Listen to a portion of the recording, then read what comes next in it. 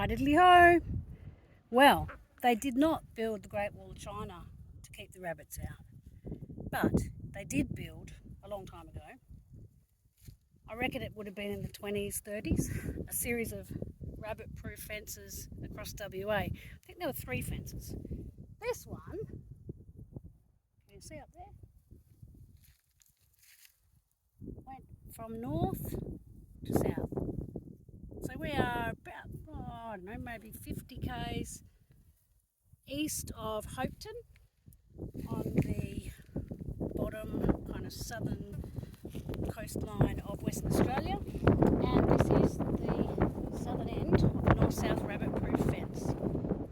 So going all the way, it used to be, this one, the longest fence in the world. It's not anymore because it's not continuous anymore, and I think the longest one is now a dingo fence, which is over the east coast. But this used to be the longest fence in the world. And I'm guessing this little bit, I just noticed this little bit here. I don't know if that's got something to do with it, but it probably was because what made it rabbit-proof, I suppose, is that they would have had to dig it in. I don't know much about the technology. But what I do know, and I've made a video about this before, but I'm going to make a video again because it's a really cool story. So what I do know is there's a movie called Follow the Rabbit-Proof Fence made about 3 little Aboriginal girls, 2 sisters and their cousin, and I think their names were Molly. I'm going to get the other names wrong. Molly was the eldest, I think she was 14, her sister was 8 years old, and maybe Daisy was their cousin. Apologies if I'm getting these names wrong, but there was 2 sisters, 14 and 8, the cousin was 10, and they were at Jigalong Station. That's where they lived with their mum and their family, up north, where they were building the rabbit-proof fence. And under the policy at the time, the Protector of Aborigines, I believe he was called, they would take what they called half-caste children because they believed that they had to put them in the white man's world and educate them. So these girls were snatched, like literally kidnapped, snatched from their parents, yelling and kicking and screaming, and taken to a place called Moore River Settlement, which is just a bit north, maybe about 100 k's north of Perth in WA. And there they had to live with a bunch of other Aboriginal girls, and the thing was to stop talking their Aboriginal language, start talking English, learn how to read and write, and that was the plan. Well, these little girls said, screw this, we're not very happy with this, so we're out of here. So they packed themselves up and bam, they took off. And decided that they were going to walk home.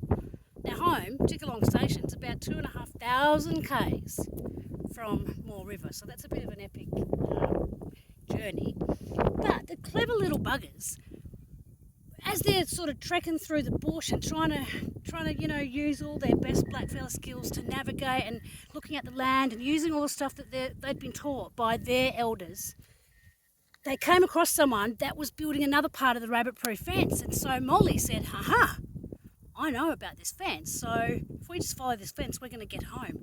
So they started on the journey, not realising that there's actually 3 fences. There's one going, north to south, and then there was one going this way and one going that way. To start with, they were on the wrong fence line. So they ended up finding out they were on the wrong fence line, found it to the correct fence line. They were being chased the whole time, but they were always able to just survive in the bush. And I think it took them, it was about 9 weeks that they were out there. They had a few people who helped them along the way. The cousin, someone, spread a rumour out there, put a rumour out to try and catch them, to say that her mum was going to be at Walloona. So she came across a train station and she decided to separate from the group because she wanted to go and see her mum. She was captured and never ever, from that moment, never went back to Jigalong and was not seen by her cousins again. But Molly and her sister, on they went, they found the fence, they followed it, and they got all the way home after 9 weeks to see their mum and to be reunited. Gutsy little broads, gutsy, tough, determined. Shitty situation, not a great, not a very proud part of our history, but super story. what makes it pretty sad is that I believe it was Molly, and apologies if I get some of these details wrong. Molly, who was the eldest, had 2 children of her own, and they were taken and sent to Moore River. And apparently, Molly was able to escape somehow with one of those kids and again followed the rabbit-proof fence back to where home was. And I believe that child was recaptured and then Molly never saw her again. That's it, she never saw her. Sad story, and yeah, sad part of our history that this happened to a lot of Aboriginal women whose children were just taken from them and they never were reunited with them.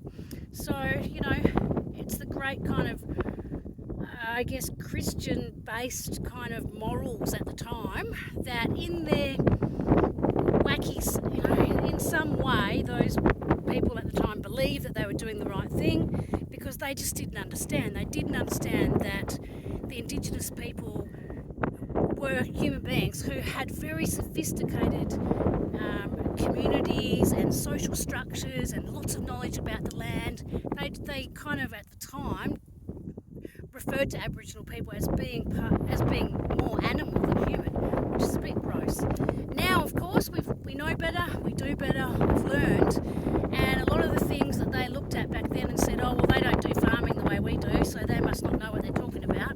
Now, we're starting to realise that the practices of the Aboriginal people were perfectly designed for the land that we're on because, wait, they've been here for 30,000 years.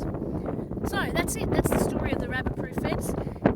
Get a hold of the book or get a hold of the movie. Highly recommended. Really, really interesting. But hats off to those gutsy little girls who even thought for 1 second that they could do it. But they did. 2,500 k's, 9 weeks, and they found their way back to their mum.